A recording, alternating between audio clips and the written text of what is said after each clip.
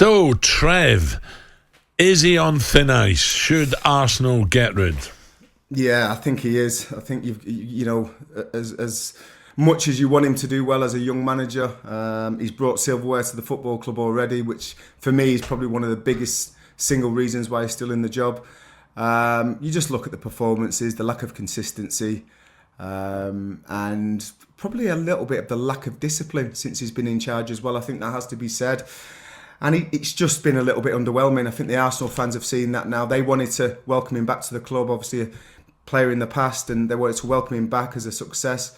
I think he had a fantastic apprenticeship with Pep Guardiola, but I think this job is far too big and it's come to him too soon in his managerial Lack career. of leaders, Trev, in that team. Last night you'd have thought for the first 10 minutes, come on, this is not good enough.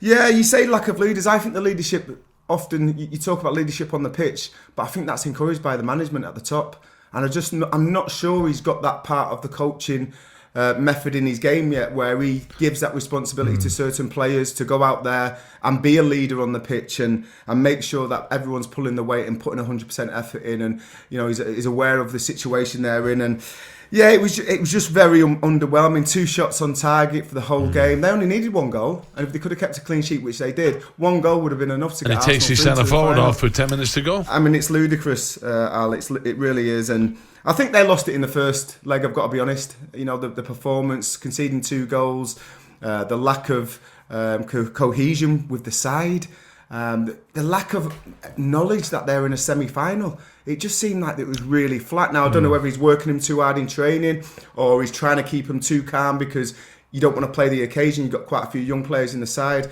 But whatever it is, he's not quite got the chemistry right, and the performances match that. Right? Well, certainly I look at the... I'm sure you've played in teams, Trev, when things ain't going too well, you've got a couple of players in that team who's going to pull people about. So you sit in there for 5 minutes, weather the storm, as I said before.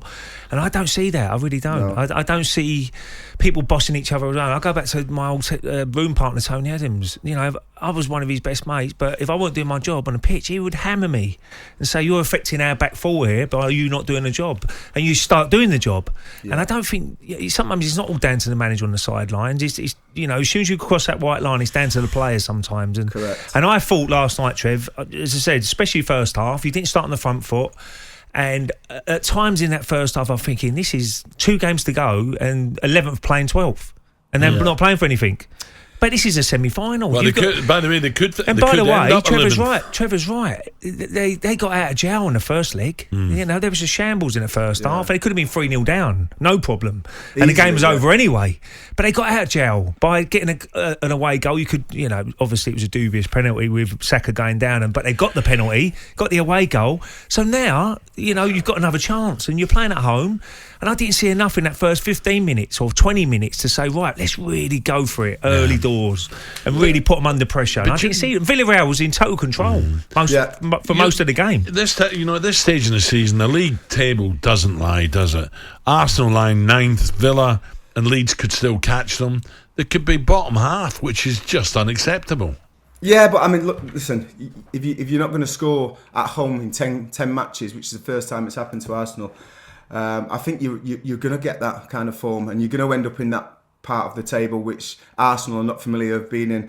Listen, they're out of Europe for the first year for a long time next season, and I think realistically, I don't think Arteta's going to be in the job at the beginning of the summer. I think he'll take him to the end of the season because there's no point changing it now.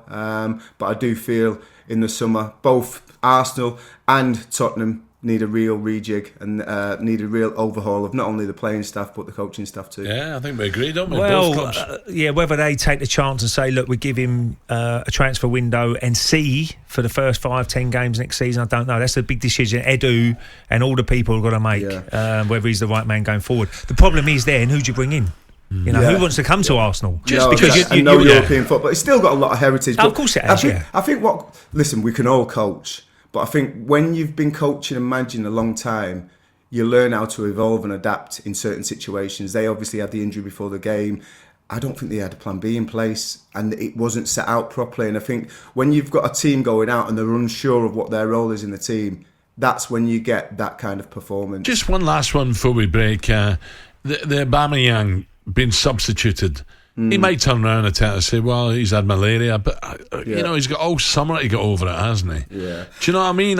When you need a goal, just one goal, you want it to fall to him, the ball, no one else. Of course you do. And he had a couple of decent chances. I think he hit the post with one of his efforts.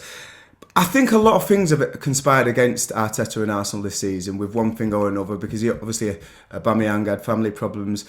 But I think that the problem's deeper than that within this squad. And, you know, we spoke about getting rid of Mesut Ozil, and, you know, the squad will come together and that team spirit will be shown then, and the lads are all they're all on the same page.